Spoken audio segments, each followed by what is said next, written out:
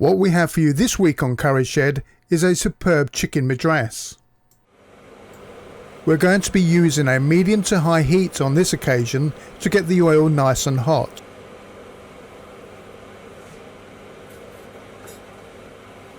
Once the pan is nice and hot, I'm going to use a seasoned oil for an added layer of flavour.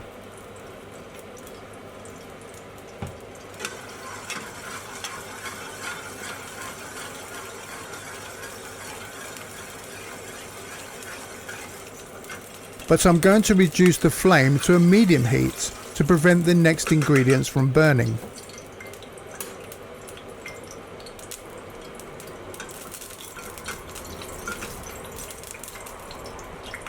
Garlic and ginger paste will easily burn if the oil is too hot.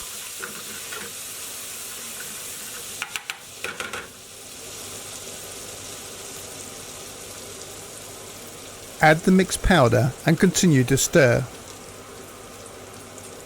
followed by the dried fenugreek leaf. At this stage you must ensure the spices are cooked through, and only the combination of high heat using a high output burner will release all the flavours from the spices.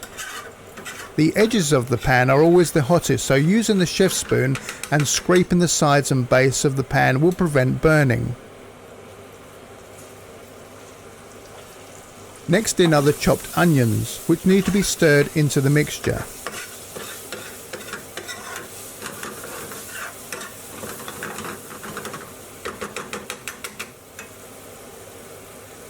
And I'm just going to leave them cooking for about 10 seconds.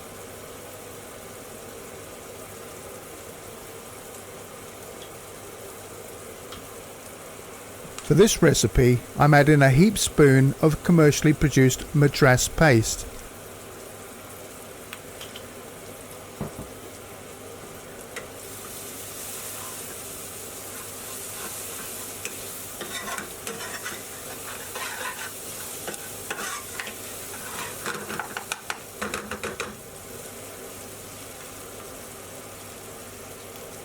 Tomato paste is added and stirred in, and allow them to cook through.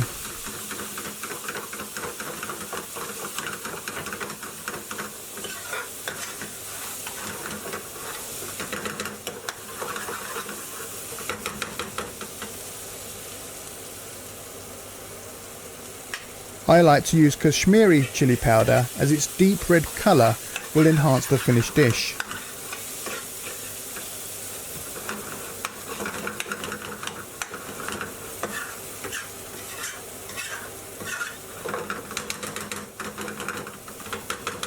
At this stage it is all starting to get a bit dry, so adding about 3/4 of a ladle of base gravy will help to keep it all moving in the pan and further prevent any chance of the spices burning.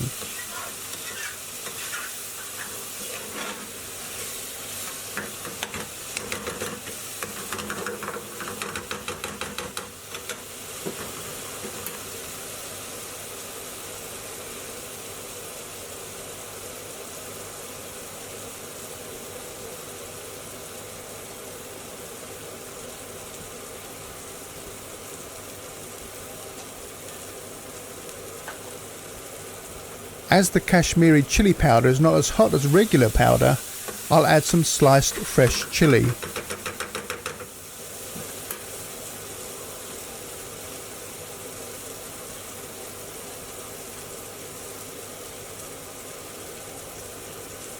Followed by a good handful of finely chopped coriander stalks for extra flavour.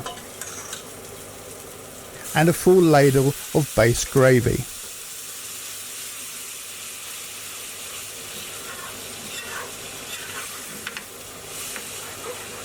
You will see that the pan's content are still very hot, and scraping the edges of the pan as well as the base to stop it sticking.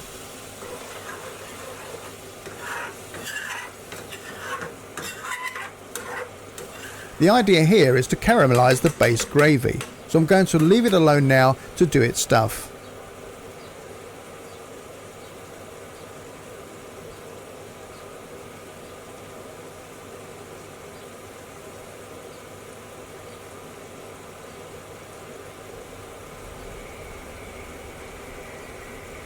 As soon as the oil starts to rise, we can add the pre-cooked chicken.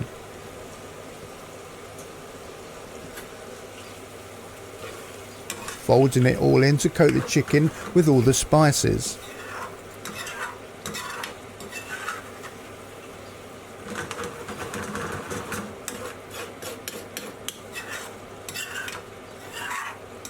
Allowing the chicken to absorb the flavours of the sauce and cook through.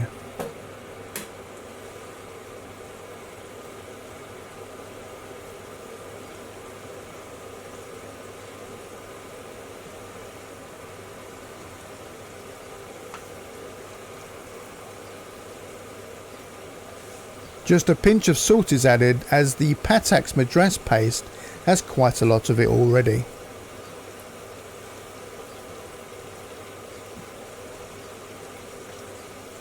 And adding a little sugar will help to caramelise the sauce further.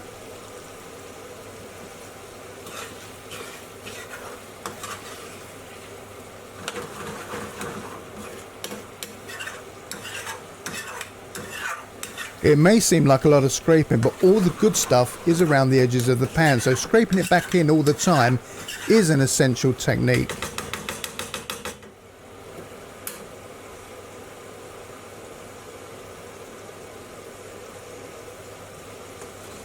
With the oil rising to the top, we can now add our final ladle of base gravy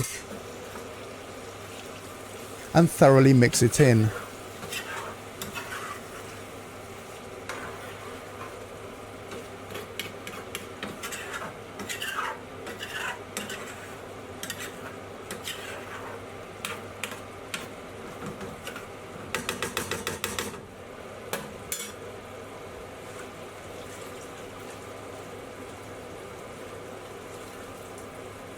As you can see, there's plenty of time for some housekeeping and wiping down.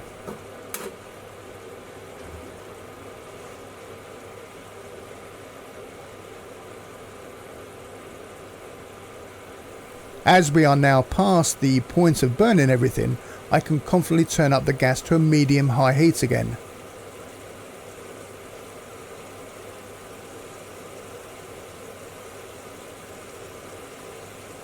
This will cook through the chicken so it's piping hot, and to help caramelise the base gravy and reduce it down more quickly.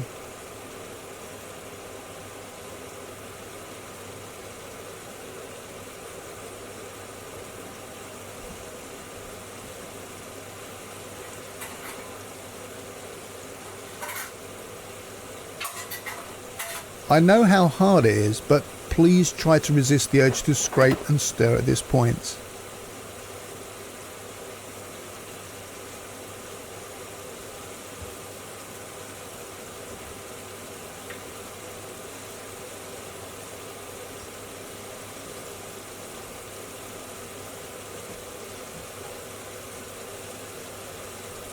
I have left this alone now on a fairly high heat for about 1.5 minutes.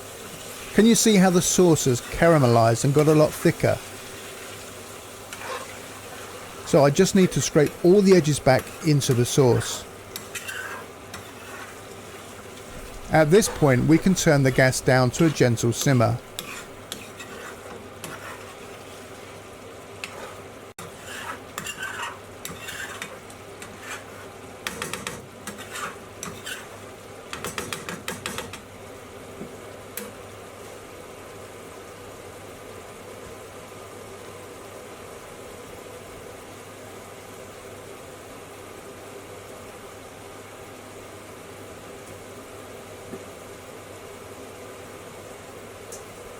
A sprinkle of garam masala,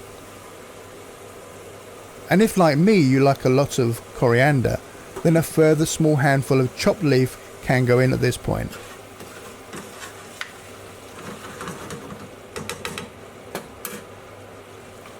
Followed by a good squirt of lemon dressing and a good mix together.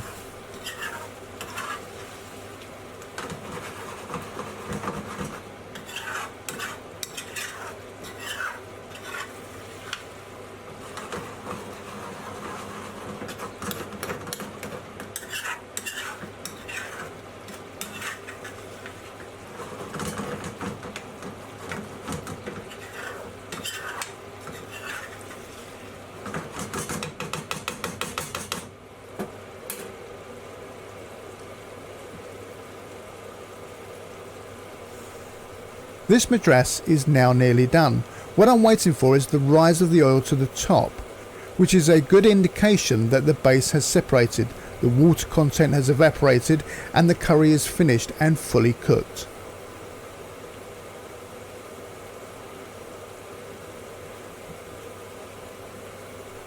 So off with the gas and just one final stir to incorporate all that tasty oil back into the curry.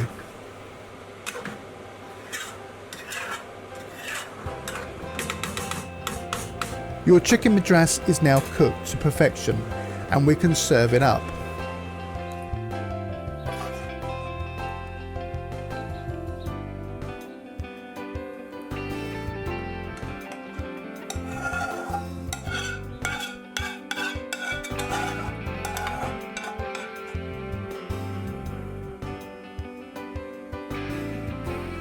Add a couple of additions to enhance the appearance and the obligatory finely chopped coriander to garnish.